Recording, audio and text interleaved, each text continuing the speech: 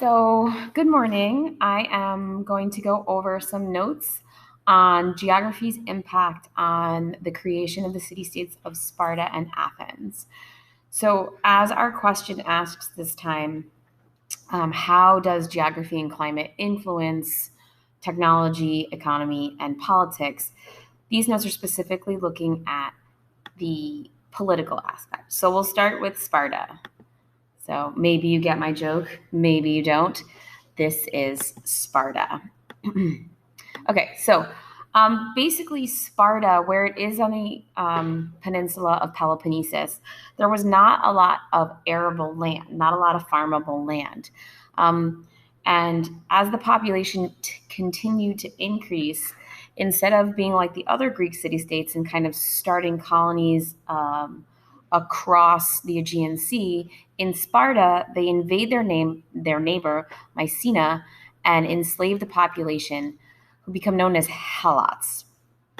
And so these Helots are basically going to work for the Spartans. So they basically enslave their neighbors, and they divide up all of the land and give a portion of the land to each Spartan.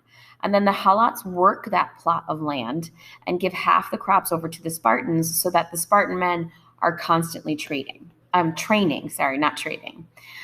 They are constantly training so that they are ready if the Helots ever uprise or rebel. So what makes Sparta really different in comparison to the other city-states is that they have professional soldiers. They have men whose sole job actually all men's job was to be a soldier and be ready and prepared to fight. Whereas in our other city-states, our farmers are hoplites. They take up arms in times of war but have other jobs. So they are in a constant state of military readiness. They're in that self-inflicted isolation as a result, right? Their only profession really is that there's very minimal trade. The men are soldiers. The Helots provide the work for them. They even ban precious metals and coins so that there's equality, this level of Spartan equality among the Spartans. No one is more valued than the other because they're all soldiers together. Okay, the way their government worked was that the Spartan citizens elected officials who voted on major issues. That was the assembly. They also had something known as the Council of Elders, a small group of older citizens, most likely either injured in war or too old to fight, and they would vote on the laws. They are the ones that propose the laws that the assembly votes on. And then you have two kings all the way at the top. This style of ruling, your textbook talks about it, is an oligarchy, that all the power is held in a smaller group of elites. Why didn't they resist such a severe system? Well, that level of isolation makes sure that they're not really aware that anyone lives differently than they do. And that constant fear that the Helots that they have enslaved will revolt and rebel and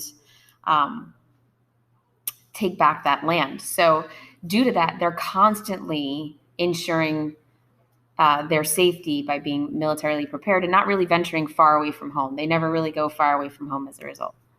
All right, Athens is kind of the complete opposite. Both city-states are Greek in culture. However, so they share common language, they share common gods, they share aspects of culture that are similar. However, their styles of government are very much impacted or influenced by the geography that surrounds them. Sparta is more agricultural, and due to the fact that not all of the land is arable, they enslave their neighbor and then form this constant state of military readiness in order to keep them enslaved and down so that they can produce enough food to feed the Spartans. Athens on the water, very, very different. All right, so I'm going to stop here and I will talk about Athens in just a minute. I said I would pick up with Athens and democracy. So for Athens geographically was in a much better spot than Sparta. Sparta was an inland city-state surrounded by mountains. Therefore, they were very agriculturally based. Athens had easy access to the Mediterranean Sea. They were about 5 miles from the coast, and as a result, they could trade their goods with a variety of societies, which made them very prosperous. They also included a large amount of farmland around the city. When we talk about a city-state is not just the city of Athens itself, but it's all the surrounding farmland of that city. So the farmland around Athens was pretty fertile, and they grew an assortment of olives, which they then turned into olive oil, which made them quite a bit of money. So Athens was a very prosperous city, right? Super close to the Mediterranean Sea, which meant that they were a port city, lots of trade, lots of different cultures are going to enter into Athens. All right, so when we're talking about how democratic ideals start, in Athens, what began to happen is that as that population grew, there began to be some civil unrest into how the society should be managed. A man named Solon ultimately becomes appointed the lawgiver and tries to organize some of those governmental ideas. So he divides the population into 4 separate groups. And the groups that accumulated or had the most production in their farmland are at the higher end. The ones with the least amount of yield in their farmland or the least production in their farmland are at the lower end. He then says these 3 groups, the more prosperous groups, have the ability to hold office and take part in governmental activities. The 4th group, the lowest group, could participate in assembly meetings, but were not actually allowed to hold office or direct government decision. But this is far more than we see almost anywhere else in the ancient world. You still have public involvement in government.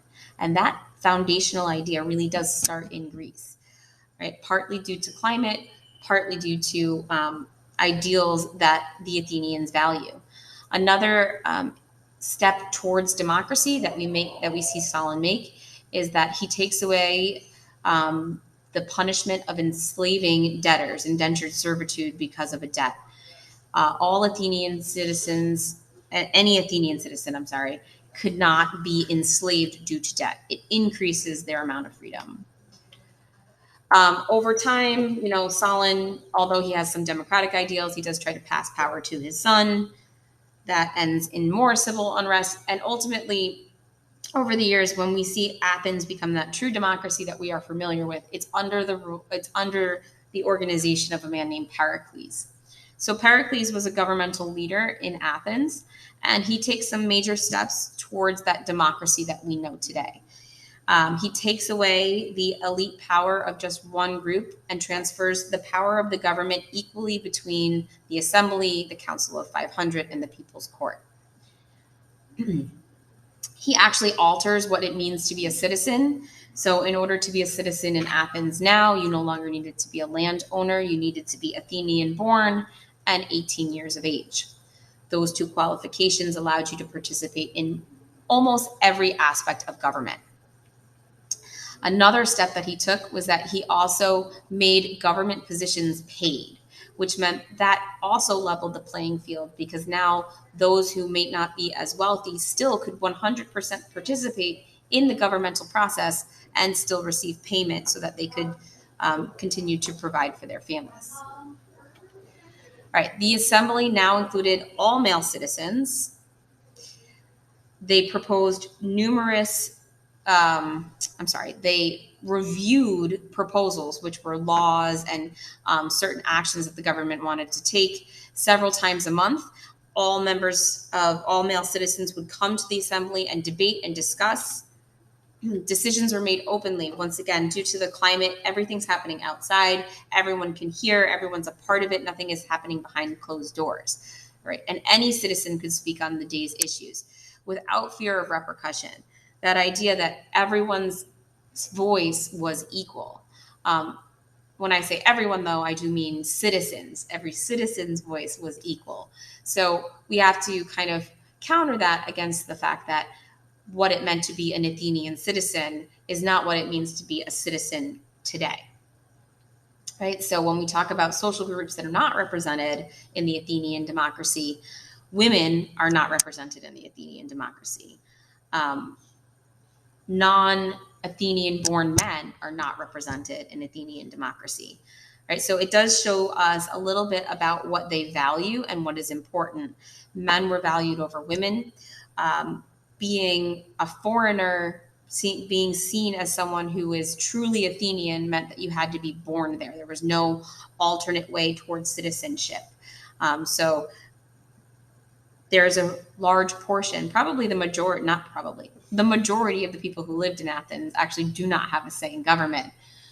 I am going to counter that with the fact that, however, more people in Athens had a say in government than anywhere else in the ancient world. I hope that helped you fill out your notes. If you have any questions, please don't hesitate to stop by room 10. I'm Mrs. Jackson, and I will happily help you.